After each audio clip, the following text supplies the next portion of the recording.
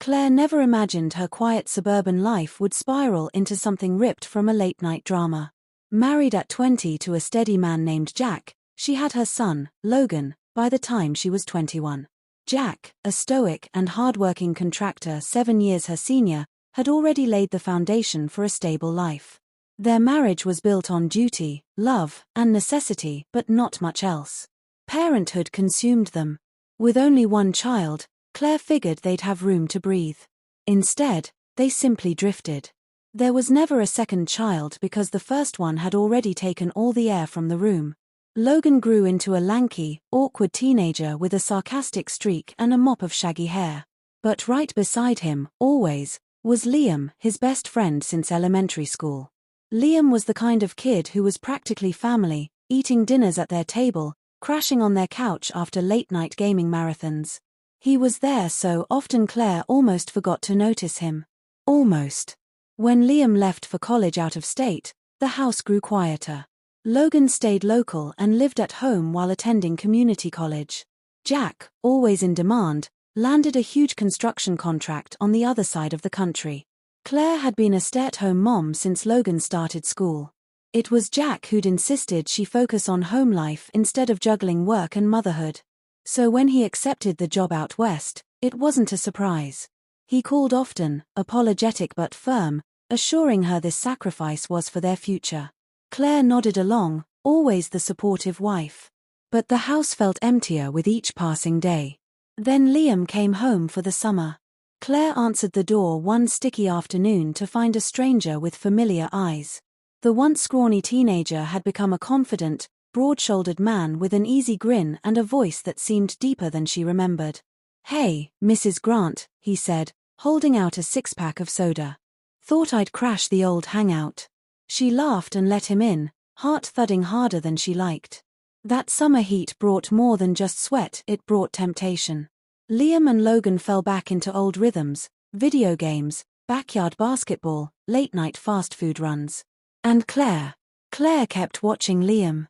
Watching the way his shirt stuck to his skin. Watching his smile. Watching how grown he really was. She scolded herself. What was she doing? She was almost 40, married, a mother.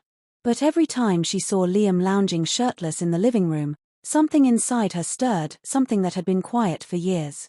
One afternoon, while Logan was at work, Liam showed up unexpectedly. Claire opened the door, startled to see him standing there with a small bouquet of wildflowers in hand. "Logan's out," she said quickly. "I know," he replied softly, stepping closer. "I didn't come to see Logan." Her breath caught. Her mouth went dry. "Then, who?" "You," he said, his voice low and steady. "I came to see you." Claire froze. The part of her that remembered who she was screamed at her to shut the door, to tell him to leave. But the part of her that hadn't felt seen in years, that longed to feel desirable again, whispered something else. That was the beginning of a summer she would never forget and never forgive herself for. When Logan worked late or stayed out with friends, Liam would visit. Sometimes under the guise of stopping by for Logan, other times openly. They didn't talk much about what they were doing. There were no promises. Just touches, kisses, whispered moments in the hallway, shadows slipping behind doors. Claire was swept up in it all, the danger, the passion, the rediscovery of herself. Liam made her feel alive in a way she hadn't in years.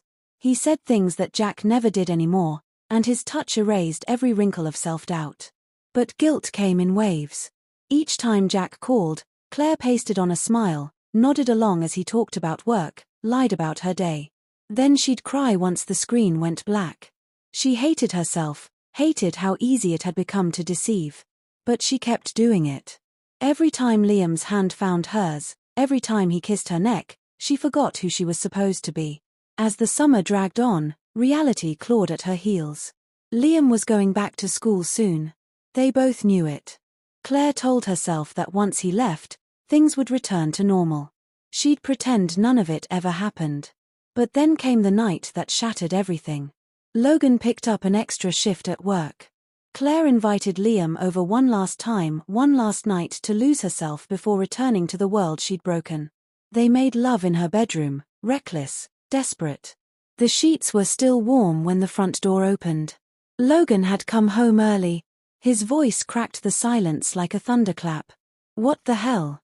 Claire bolted upright, the blood draining from her face. Liam sat up beside her, just as stunned. Logan stood frozen in the doorway, eyes wide, jaw clenched, phone already in his hand. Claire tried to speak, but no words came. "You slept with him?" Logan shouted. "My best friend. Are you serious right now?" Claire tried to grab the sheet, to shield herself, but the damage was done. Liam scrambled for his clothes, cursing under his breath. Logan's fingers flew across his phone screen, finally getting through to Jack. When he answered, Logan didn't wait. "Dad, you need to see this," he said, turning on the video and aiming the camera at the bed. Claire sobbed, pleading, but Logan ignored her. He was furious, righteously furious. Jack's silence on the other end was louder than a scream. After that, Logan packed a bag and left. He wouldn't take her calls, wouldn't answer her messages. Her son, the person she'd given everything to, had cut her off entirely. And Jack? Jack came home a month later, looking older, colder, and worn out. He said nothing when she ran to him in tears. He simply said, "Pack your things." No fight. No yelling. Just an end. The divorce moved quickly. Claire didn't fight it. She couldn't. She'd destroyed the very foundation of their family. Jack and Logan never spoke to her again. Liam, who once said he could see a future with her, vanished without a trace. Blocked her number. Moved on like it never happened.